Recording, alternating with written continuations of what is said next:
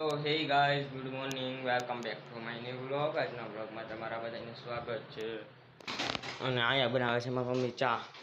2 વાગ્યાની ચા બને છે અહીંયા. હાલો બધા ચા પીવા. બોલો.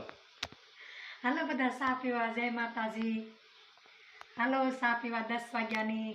રોજ વાડીએ બનાવી, વાડીએ હોય એટલે.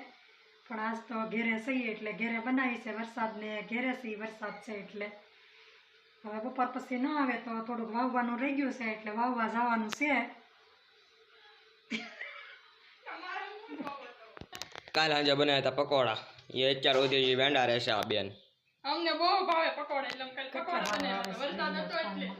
હા છે મારા બા. બા જય માતાજી.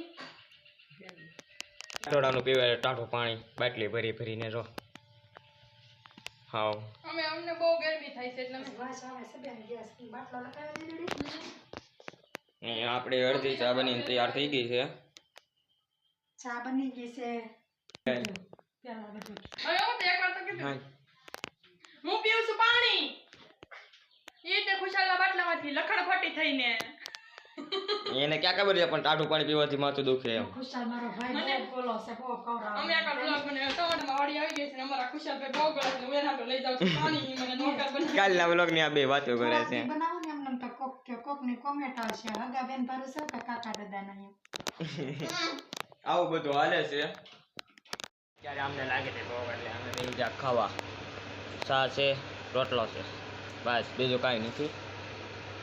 અને આ છે મારા કાકી, આ છે બેન. અત્યારે હું ધોવાઈ ગઈ છે ને દૂધ ભરે છે મમ્મી. મારે જવાનું છે દૂધ દેવા. દેખીએ ત્યારે કરું છું આ બ્લોગને. મિલતે કલ કે બ્લોગ में, बाय बाय.